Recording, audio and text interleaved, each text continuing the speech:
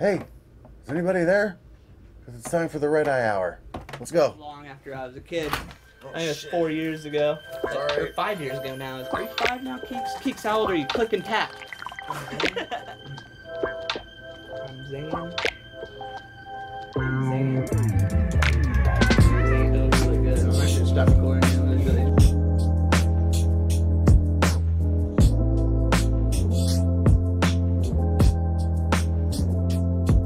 Thanks for flying with the Red Eye Hour.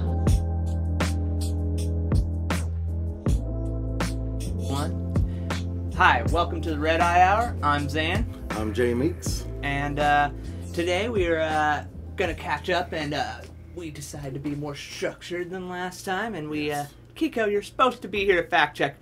Son of a bitch. She already left. I know. Sorry about that. Anyway, Meek had some things happen to him recently. And actually, I guess I could get into something that happened to me with my teeth. Probably gonna sound weird in this one. I recently got my teeth worked on, so I'm probably gonna sound a little bit awkward. It feels like there's more like stuff in the roof of my mouth. But if I didn't have this little retainer in, I wouldn't be able to say my F's. But anyway, you had some bad luck on you a week before that. Yeah, so last weekend, well actually it started last week, about Thursday, we were house sitting for my wife's oldest daughter, and her and her husband took their kids and went out of town, you know, for a little family weekend, you know, long weekend, and we just house sitted. And they have a nice house, and they have 2 little wiener dogs. They're both pretty old, so it was pretty chill. Right. And you parked in the driveway, but so your wife didn't. So yeah, I have my Sonata in the driveway, and then she has this older Corolla that parks in the street. And it was Saturday. It was about 2 o'clock, 2:30. We were like watching a movie, half dozing off in the living room. And all of a sudden I heard this like kaboom, and I was like, what the fuck was that? And I like get up and I like open the door, and I see a U-Haul truck like smashed into the little Corolla. And I was just like, and I went out there like I didn't have, like I was in my bare feet, and I was like, I went out there, and I think the first thing I said to the kid, I was like, the fuck were you doing, man? And it hit you hard enough to, you said both fucking airbags was expelled on that damn U-Haul. In the U-Haul. So he gets out, and he had a dog in the cab with him. Which I was like, holy shit. I was kind of more worried about the dog than the guy. But like when he got out of the U-Haul truck, like I guess when the airbags go off, there's some kind of, I don't know if it's smoke or steam or what the fuck it is. I've never actually seen it. I mean, I've been in a few car wrecks, but I don't remember. It's kind of like this dust or something. I don't know, smoke. I don't know what the fuck it was. Maybe it's coming some out. plaster on the inside where it's held in or some shit. He pushed the car, and this is in the police report, like 15 feet, and crunched the whole back end of the Corolla, like up against the tires, like can't open the gas tank. It did start, but like you couldn't drive it. Yeah, and, I mean, you don't want to. I mean, you cause more damage to it, especially if it's structure damage. So, you know, we had to call the police. They came out, like, did the insurance thing. That following Monday, had to get the police report, send it to my insurance, make sure it got to the U-Haul insurance, because this kid was 19. So he got ticketed. He was texting and driving.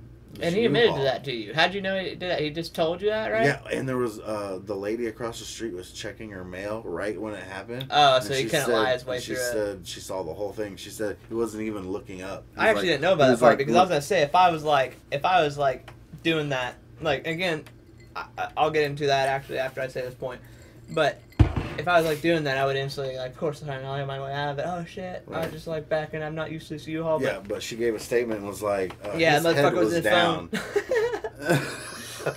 And it was a female cop, and she was like, yeah, there's clearly like no indication that you even tried to hit the brakes.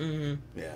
Yeah, and actually, when he brought this up again, like when we were getting ready to kind of like start here, and when it comes to texting and driving, like I have like a kind of a mixed opinion on it, because I get it that I've done it before, right? And I've done it times, but usually when I'm doing it, even nowadays, I'm like, even when I'm doing it, I usually pull off if I'm in town, like if there's cars around, you know, and like I know it's a busy day, I don't really text and drive, you know, or if I'm going through neighborhoods. Actually, really the only time I text and drive, which I do a lot of highway miles, I like to travel around a lot, especially from here to Denver, and that's just like one dead straight road. You could drive at a constant speed, and even then, I keep my text my stupid phone in the, what do you call it, one of the phone holders. Right. And the reason I bring this up is because I've been riding my one wheel. I got actually little one wheels today. Off topic, I got little one wheels sent in today that are like cool, man. little versions, finger versions of the little board that I have. You can look them up. It's a little electric vehicle that I ride around. And man, I did not realize until I became like a constant pedestrian that everybody has a fucking head in their phone, and it's for long periods of time. Like I will look down, type maybe a letter, and look up, you know, if I'm in like real traffic, and even then I'm like, I don't know, I just don't like texting in town anymore. That may just be my age, but I'm not gonna lie. As a kid, I could think that I just didn't like to do that. I even think playing Pokemon Go is a hazard when I'm fucking trying to ride the one wheel, you know. And these people have their head like completely down. They don't have it in a place that's like on the visual level of something because they're trying to hide it from the cops. I get why they're doing it, but it's like, you're almost making it more dangerous for everybody. I'm just blown away how some of these girls aren't like hitting people in Manhattan like all the time, and they probably are. I was not seeing it, but I know for a fact if I'm not looking in the passenger side window when I'm coming up to a place where cars will cross the sidewalk, I might get hit by any white lady going. Actually, most people going through there, they don't look at sidewalks as the last place they look at. Even if you're, and I wear brightly colored shirts. I know you saw the last two ones. I just came from a job interview today, but I usually wear brightly colored shirts, and I'm like stick out, you know, more flamboyant than an orange cone. So, you know, and I just don't. I don't know, man. And these people still don't see me. And it's just crazy how kind of fearful I am just going across the little thing. Hey, look. Keeks. It's Keeks. Did you come back to help? Our fact checker. Kiko's going to be our third person in on the talk might. show. If she's good. Yeah, you're good. I'm kidding. She's my Podcast favorite. with a cat. Actually, I guess I should introduce Kiko since she was here last time. Kiko was my first cat that I got. I have 3 cats now, and actually I wouldn't consider myself a cat person. I wasn't really an anything person. You know, I had a dog a long time ago named Sunday, and I lived on a ranch. So when you live on a ranch, like, you just get animals sometimes. You always got to keep cats around. Yeah, because you talked about that last time. Oh, I did? Mm-hmm. Okay, yeah. Mm-hmm. So I don't need to go into that again, but I wasn't really into Keeks, and then one day I came home to my family, and Kiko was maybe 6 or 7 weeks old, and she was just locked in a cage. And she was kind of meowing, but she was kind of like happy, you know, in the cage, which was different from all my other family animals. And it wasn't like they're trying to be mean to her, keeping her in a cage in this like big house. It was Thanksgiving, and they're having everybody else and their dogs come over. My grandparents had a dog at the time that wasn't dead yet. And so I saw Kiko. And when I was a kid, I always kind of wanted like a 2-colored eyed animal. And Kiko got one green and one blue eye. I always thought it was like mystical or something or cool, but that was just like kid things. And this was long after I was a kid. Oh, I think it was 4 years ago. Sorry. Or 5 years ago now. Are you 5 now, Keeks? Keeks, how old are you? Click and tap. But, yeah, and then I just like, man, can I have this cat? And they're like, yeah, I guess so. She seems kind of petite anyway for her age and stuff. And she is actually really small for a cat. She's like kitten size, and she's one of my smallest cats. But, yeah, I just fell in love with her, and so I brought her home. And I also don't want to have a dog like in an apartment. I think that's like abuse, unless you got like a big old Great Dane or one of those big dogs that don't really enjoy moving. You know? Like They just like sitting. Yeah, if they just like sitting around, they're fine for apartments. But I wanted low maintenance. I was going through a tumultuous time, and I liked cats. And I fell in love with the cat. And I've never really had a cat before. They were disposable when I lived on the ranch. And We always had cats. My dad's a cat lover, so we always had cats. And then I got Mika to be her friend. And man, when she met okay, as long as you don't snip that. When she saw Mika was in my bed when I first got Mika as a kitten, because I was trying to make sure she was like okay and kept away from Kiko, because I was a little less smart about cats. I knew some cats could actually really physically harm each other, but I would leave a new kitten in their care today. I mean, they may hiss at it and hack at it, but I can't imagine any of them would actually harm or do damage to an actual cat. Kiko, you're ruining my light, you little slut. You're making my face look less pretty than it already is after they smash my teeth in. Teeth work, man. But man, the sound that Kiko made when I fucking got Mika sounded so close to a girl, like as you cheated on her. Like, I swear, it wasn't a cat sound. It was like, Oh. it's such a crazy sound. Wow, that's interesting. I don't know if she's ever really truly forgiven me for Jealous. it. But they two love each other. Yeah. They love each other a lot. Come on, Kiko. Good girl. Kiko listens a little bit the best. I wish she liked going outside more because she definitely pays attention more to when I'm telling her what to do. Lay down. Set. Keeks. Come on. See, she makes a lot more noises and stuff than your other two cats. Good girl. She does like those low ones like she's doing now. Mm-hmm. And then Well, when she's that's real actually why they fired can't get her up, she- fixed. I think it's because she has a... They all believe she has a breathing problem, but it costs like almost twice as much as it would cost to get her fixed properly. You know, not for those like $35 handout ones. Like, I think it's like $75 to get her fixed, like by like a... You know, if you're just doing standard pay or something like that. But it costs like $180 to get like an x-ray on her body to find out if she actually has that. And then if she does actually have whatever her breathing problem does, then I have to give her this like Benadryl like stuff that's supposed to be an antibiotic over 6 days. And Kiko's already hard enough to make. I mean, she's the one who pukes everywhere and stuff. Can't handle her stuff. So I just can't imagine going through all that would be bad. And she turns it off sometimes, so I don't know if she's like one of those cats that puts on a sound, like you're saying, like she is maybe just being cute and she wants you to notice her. Because I've slept in a bed with her for hours where she's just like, yeah, where she's just like silent, completely like sterile, and then it's like, and it sounds like asthma. I could see why people would think it's asthma, but I don't know if it's a nervous tick or whatever it is. I noticed with Milo. He's 14 now, and I've noticed since he's been older, because he sleeps with us, like, he has to be right in between us, like, he's obsessed with us. But anyway, it's fine. But, he sleeps with you guys all the time? Yeah, I think That's he's, cool. started to snore as he's gotten older. Because he does a thing that's kind of like a, like, it's not purring, it's different than purring. It's like a snore. I don't know, maybe something similar. I've been I usually would only sleep with Mika because Kiko's would be too noisy, but recently Kiko's been really quiet when I don't know if her breathing problem just growing out of her or whatever. Yeah. But she's really quiet and she really enjoys, and she actually falls asleep quicker than Mika. Mika will shift around a little bit more nowadays, and I don't know if that's just from how I'm holding her because I kind of cuddle him right there like like a fetus or whatever, but Kiko has been really good actually with sleeping, so now I'll trade him out through the night. I usually wake up half through the night anyway, and I'll just be like, all right, Kiko, you're second. And then I start with Mika. And actually, Mika has to stay in my room now, because if she's out there, she'll go straight to the door and just meow at it like someone's going to open it. And yeah, it's really super annoying. I have no excuse for not fixing her, though. Kiko, I never got her fixed. And Wally, I had to get fixed. You have to get guys fixed or they're going to spray on your house, and there's nothing you can do on that. Ugh. You don't want that. Yeah, it's disgusting, but I never got Mika fixed. And there's no excuse, I just haven't got around to it. And then ever since I lost my job, and stuff, I just haven't got around to getting that stupid ass cat fixed.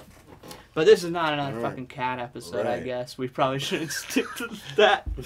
You had a dream, though, that I had yet to hear. Oh, yeah. Okay, I have a dream. Pull it up on your phone. I'm going to tell a story about this dream I He had. looked like he had a whole wall text on there, like if some girl was breaking up with you and was wanting you to know how bad you were as a person before, blocking your number. It looked like that in his phone.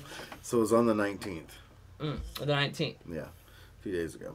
So, so I had this dream. A lot of this is just for notes, too, So no, it's good to have it. I had this dream, and I think it was set in the near future. I was driving. Now, I haven't heard this, by the way, so I have backstory on most stuff we talk about, but not this. Right.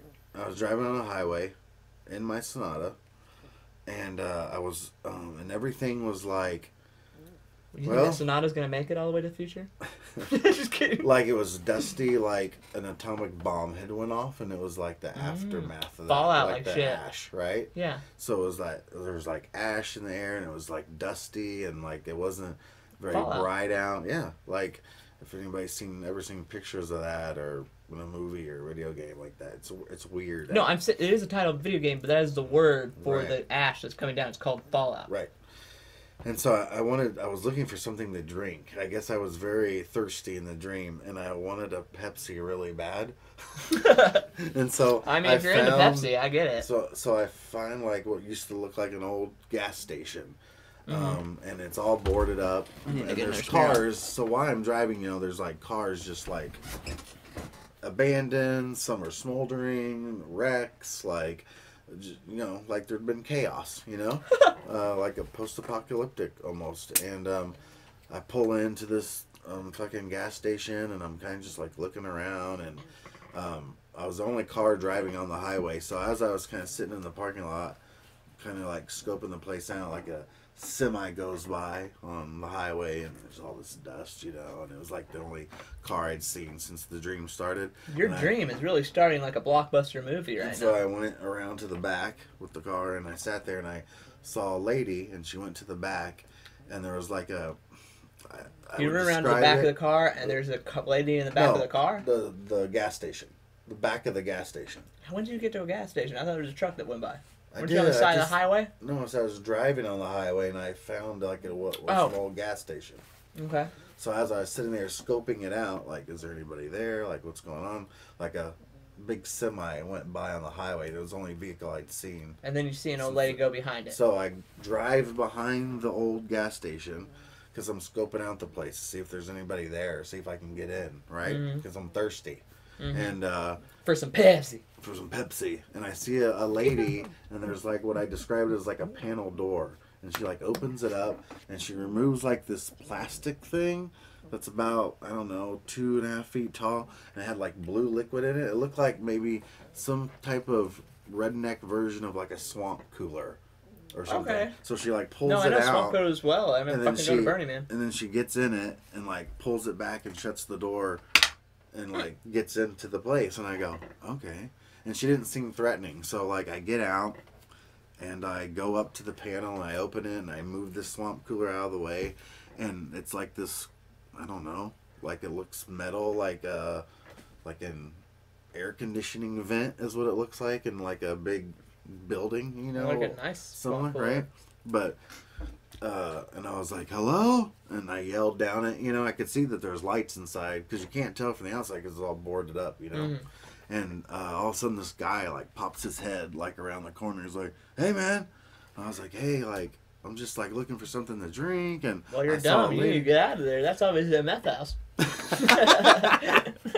And, that's Breaking Bad people right there. So he was like, come on in, man, and close the door behind you. So like I get in. And you're going to get murdered. And I crawl down the thing, and then I come up, and I'm in this old like, gas station, shop quick / grocery store almost. It almost looked like it was old for its time. Like you went through 50s, a time 60s. portal. And this guy kind of looked like Johnny Depp from Fear and Loathing in Las Vegas. So he had the short hair, and he had these glasses on that were like blue colored lens, and he was real like, kind of tweaked out acting, you know what I mean? And he was like talking a lot, and he was like talking about conspiracies and what's gonna happen next, man, right? And then there was like a lady mopping, and she was like pregnant, and she looked hella depressed and like didn't say anything. And then there was like a Hispanic couple, and they sat over like in this booth and spoke in Spanish the whole time. And so I got my Pepsi, and I paid with quarters, I remember, in the dream. And I just set them on the counter. I just set like $2 worth of quarters on the counter and got this big ass Pepsi drink. And let me see if I'm missing anything. It's really weird because it really didn't go anywhere. So hold on. You make all that fuss and you still want to sit next to me. Yeah, so that was it. And I was just like talking to this guy, and I was basically gonna hit the road, but I needed a drink, but. And then you couldn't get old timey Pepsi? So that would be great. It probably has Coke in it or something. It was the blue, like the paper type cups, so it was an older version. But anyway, then I woke up, so there was no like I didn't get anywhere. Nothing really happened, and I don't know what happened before, but it was really strange. It was a strange dream. I had kind of strange dream like that before that I vaguely remember. And I can't remember like all the parts of it, so I don't really want to go too into detail in it. But the gist of it was it felt like, again, it's strange. So again, this is like whatever my mind created. So I guess I really can't defend it by any means. But I walk in on this porch, and for some odd reason I needed to get to the attic. There was an inclination that I needed to get all the way through this house to the attic, And it always seemed to be like an obstacle course or something was always inhibiting me from doing that. And every time I failed to get to the attic, I always arrive at the outside of this cabin, and then it'd be slightly different. And it was really weird. I mean, there was one time where the one that I remember the most, and again, I'm terrible at remembering dreams. I have a great memory on everything but fucking dreams. Which is weird because for all the stuff I do, I just figured I have a terrible memory. But I have very good picturesque memory. But when it comes to dreams, I don't know. I lose them very quickly. But this one, it was so weird because I remember there was like raindrops coming from. And I think this was before I had my cats too. This is a really old dream. And like there's raindrops coming from the ceiling of this old cabin at one of the times that I had to go through it. And like when they fell and hit the ground, it would be like sleeping kittens that couldn't open their eyes.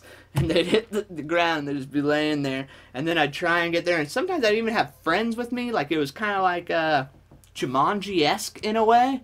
And I remember getting to one part of the top of the house where I was like getting to the attic, and the attic had no floor, and so I had to walk on these boards in between the rafters to get to the final door. But then I fell through, and when I fell through, I was again on the outside, and every single time would be something where I get to the outside and I never make it.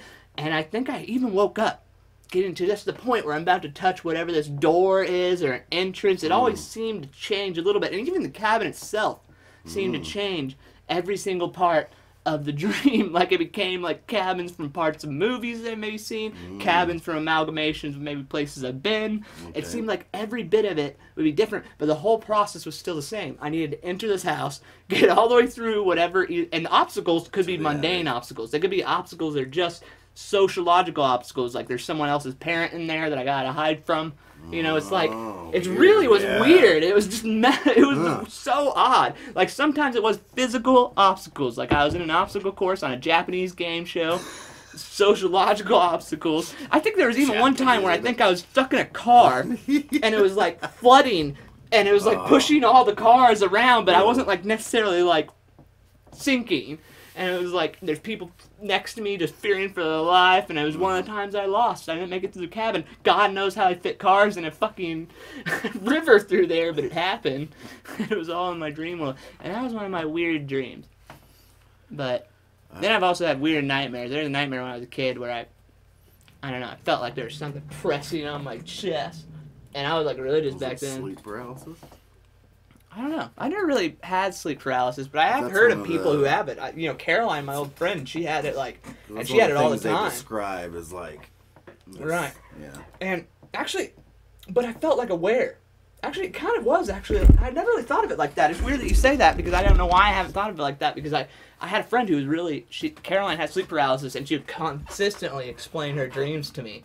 You know, about, at least her experiences of things. And now you mentioned it could be like that, but since it's coming from my perspective, maybe I just didn't connect the two. But I remember it being like I felt like I couldn't pull my blanket off, and sometimes it would feel like an actual pressure, like there's something putting us. And I was a young Christian boy, so I almost thought this was like demon possession at one time in my life, and I was really young.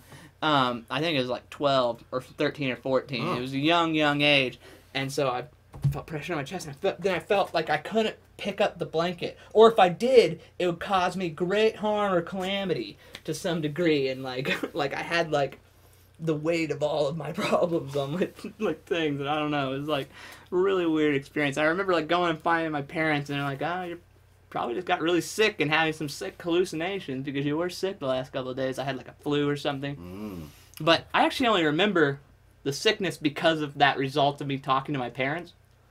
Because I don't really remember any situation besides the dream mostly itself, and then waking up and going, "Oh my God, I feel like..." So I've had strange dreams my whole life, and I have a lot that I remember, and some like my boy Jake. You take a lot from him too. I think Christian bastardized what I take from dreams because they fucking over exaggerated dreams. So like most of their Bible books are written about dreams and shit. So my friend Jake, I've known him the longest out of all my friends. He's like my brother. He knows about some of the crazy ass dreams I've had, and whenever I tell him I got a dream to tell you about, he's usually like, "Oh," he wants to hear it, because he knows it's gonna be weird. But yeah, man, dreams are something else, man. Yeah. They're. I think. But my opinion on what I think they are, right? you know, I kind of think we talked about it not on camera, but like, tell me again. It's just like how your mind saves, you know. It's like when people do the memory, there's a version of trying to remember things by loci.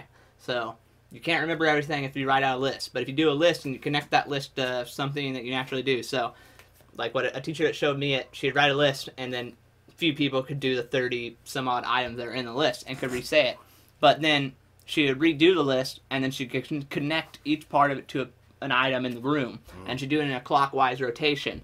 So that means you kind of go around the room and then go, chalkboard means strawberry, you know, and go around that. It's called loci version. And then recently we've been doing studies on people. I'm sorry, we don't have a fact checker. I don't know where these studies are. Don't crucify me. Okay. They might just know this information. No, but I could be lying and making it up and pulling it out of my ass, and I am a magician. Because we do freestyle like 98% of all this. Yeah. But they say that like dreams now is like, well, I mean, we're not 100% because we don't even have a science for consciousness. You know, I've told you that before.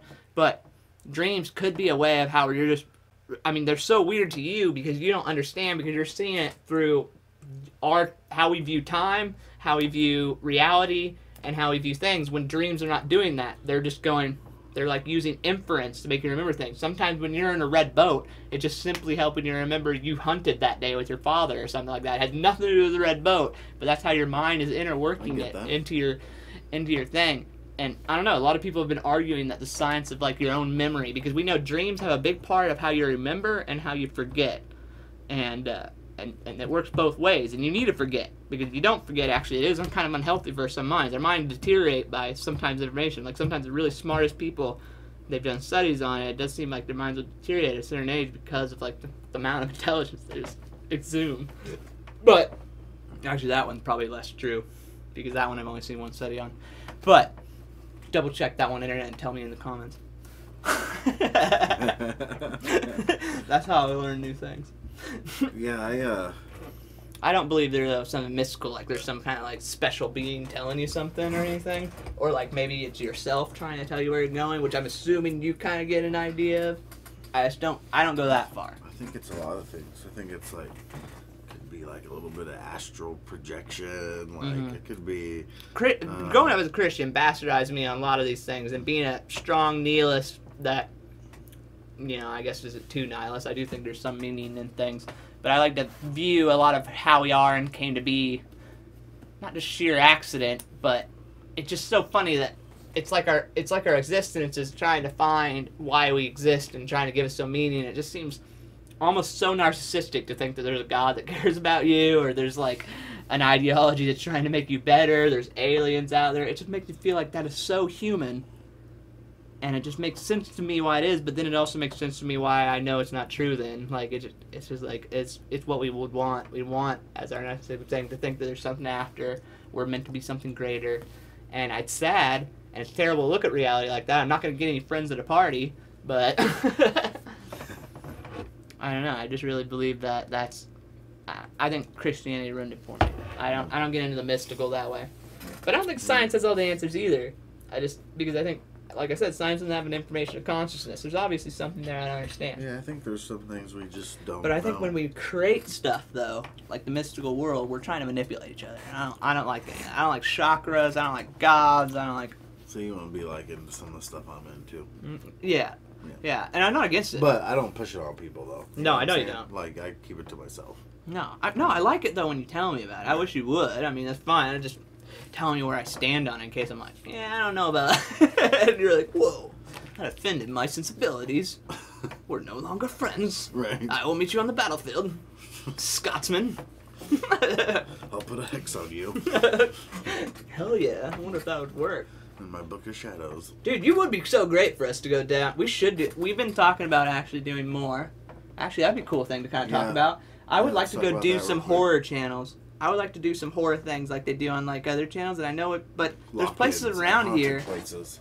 Yeah, and I've always wanted to go. I don't believe in that shit at all. He has some believing in it and actually understanding, so I think it would bring an interesting dichotomy. There's a BuzzFeed Unsolved page that I kind of follow, and they have a similar dichotomy, except the Asian guy seems to like, I don't know, he plays a little bit too stupid, and the other guy doesn't want to try to believe it all. He's just instantly out of it. We're gonna try. I'm gonna research everything. I don't believe it whatsoever. But I am an internet nerd. I will research every section of the internet. If there's a sans, we could say, a Latin, I will even listen to the proper way to say it phonetically. I'll figure it out. I don't like the demonic shit too much, but. Oh, you don't want to try it if they have it? No. Like, but I'll go to a lock-in, like a place that's haunted, and supposedly people died there, and we can spend the night. And see if we have any experiences. The one in Atchison, Kansas, the one I was recommended to you, they believe it's a demon. They believe it is demonic because everybody that say that the spirit that they've all seen or heard or anybody's interacted with has been a child, and the belief of most people that are into your ideology now don't. I'm not trying to put you in a group or anything, but they always say that if it's a child, it's not really meaning that it's a spirit of a kid who died. That's typically what a demon will take on to try and fuck with you or something like that. So that'd be kind of scary. Yeah, I'd have to read some more about it and see. That's supposedly the most comparable. The consensus is everybody like, yep, it's demonic, or is it like some people say it's demonic and some people think it's just spirits. I don't know. It's really hard to know because the people that are the website for it is obviously trying to sell it whatever the internet has ever claimed ever, and they're like that has happened here. People like that Zach Baggins, from Paranormal, whatever the fuck that show is. I have seen it, but I don't know any of the guys' names. He provokes them, and I don't like that. Oh, you don't want to provoke them. See, I would try that because I wanted to see if I could get them to summon. Yeah, did you watch Demon House? They had a own separate documentary with Zach Baggins, like they did on him, and it was called Demon House. You can actually watch it on YouTube, but it's also... I might after this, but explain to me what happened to me. So it's this place in, I can't even remember now, Ohio or somewhere, and it's like this house, drove through and it's like, it's super haunted, but it's demonic, like super evil. So he buys it. He buys the house, right? After the last people that were there moved out, because some crazy shit happened to them. And that story's fucking crazy. Is that what the American Horror Story is based off of? Kids crawling up the wall backwards and shit. Yeah. So Zach Baggins buys it. And my boy Ray, shout out to Ray, he's the one that turned me on to the documentary. See, if somebody's always there with me, if I was by myself, I would start misthinking. So he bought the house, and then they boarded it up, the windows, and they locked him inside for a night. And he went crazy? Well, the shit that he got on audio was like, it give you the willies, man. Like these gnarls and growls and shit. I just don't know, man. You manipulate audio so much, and if he's already on a TV show. And he supposedly, after this, has, vision problems now. The camera guy quit, and, it went weird. And, everybody that's entered that house, from social workers to police officers to anybody that's lived there, they've all had, severe medical problems. Yeah, I've heard stuff like that before, though. But they demolished it. They bulldozed it. Huh. So you have to check it out sometime. Well, I mean, yeah, but you have the same thing that happened with, Egypt, they unlocked the tomb, and then everybody that went into the tomb, you had all 17 of the researchers die, and 6 of the workers and stuff die. Yeah. And that was kind of odd, but, I mean, I don't know, it also could have just been, there was just cholera down there. They weren't used to a strain of cholera, and they got it.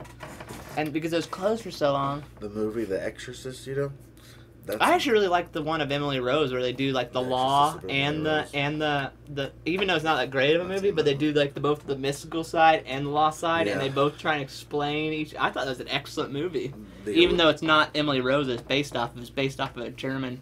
Yeah, the original Exorcist, is Annalise Smith or something like that. They live in Germany.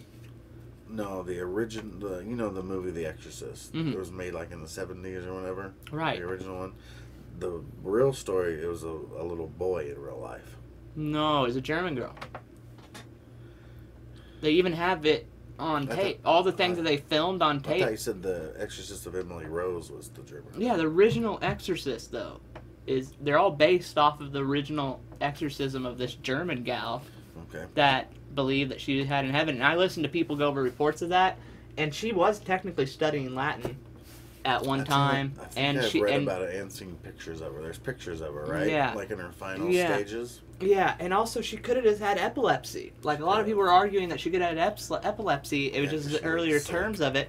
And, you know, they actually had religions around epilepsy at one time. Olson Scott Card, the guy who wrote Ender's Game, he has a whole story where they start a religion around people who have the weird tics where they have to do stuff. What do you call it? OCD. You know, there's one... Yeah, Tourette's, where they have to go count. Like, there's one girl who had to count grains on it, and she believed that it was God telling her, but she really just had a fucking mental disorder. Right. And that's what I think Annalise had, because they were saying that all the voices that she supposedly said, there's some questionable things that she said. I'm not going to lie, there's things that I can't explain, and supposedly a lot of the people that I've researched can't explain about this girl. Like, there's a couple of things that she does quote somebody from the church that... So there's another deacon that supposedly came during the time that or pastor, or whatever, I don't know what their hierarchy is called, but he came during the whole ordeal, and she brought up a name of a dead priest that he actually knew in his lifetime, and he believed it was really him. Like, he believed that he heard, like, his voice and everything. Wow. But most people that are deniers say that she had epilepsy, and all the stuff that she said was, like, literally, they would even bring it up, like, right before they would interview her, when she said all the demons that are inside her. The priest doesn't tell you right before that, which it wasn't recorded, he was actually trying to exorcise her, and he brought up a lot of names of these demons that would be inside her. So it's almost like he gave her something to say on camera, you know? And I don't know. I could see it just being... I don't believe in demonic shit because I don't believe God's real. And I don't believe there is any kind of evil force out there. And I believe a lot of what we thought was evil was just a misinterpretation. Because depression makes the best art. You know? Right. Hate makes the best alliances. You know? And all the things that we made negative humanity has done only good things in history. If you're a history buff or geopolitician... You know that all of these fucking negative things that we put a line through in humanity are usually the emotions that follow the greatest changes of humanity, you know? Yeah, you're right. I agree with that. So when it comes to that, I just think I don't know. I just find it lacking. Definitely those old ones. It was definitely misinterpreted. It was probably just mental illness. Yeah. But even now, though, I think, though, that the little boy that you're talking about, the only one that we have is the Amityville Horror House. Is the real one that... was written about, that didn't have the entrance of those two crazy people. There's the two people that went around that we made a whole bunch of movies about recently. I don't know. They're famous. It was a girl and a guy partner that went around and would solve ghosts, but they'd use God and stuff like that. They've been proven and debunked multiple times. They weren't real, so I don't really count them. But I think the family that the Conjuring and all that shit's about. Right. There is one though that they were in. I think they're involved in at the end, and everything that happened before. I think the Amityville Horror House is what it's based off of, but it had nothing to do with what it is. But the people have kept diaries and kept notes and stuff like that, and I mean, unless they were all going through a connected type of hallucination, it was kind of interesting how so many people connected to this one family experienced so many things in this one house that I couldn't explain. We should have done our fact check it and looked up those names. Because, you know, we're like, I think it's this one. Yeah, we should. Somebody's going to be like, oh, you didn't have it queued up. You didn't fucking... Oh, we don't need to queue it up. Yeah, no, fuck that shit. 2 American... What's our running time? Oh, I don't know, man. Oh, 38. I guess we could pause it right now. We did do a pretty good set. We did. All right. So, we're going to fact check that real quick, and we will get back to you. Join us next time. Or whatever he said. All right. With that, you just finished episode 4. You obviously like us. Why don't you follow us? And in return, we'll follow you.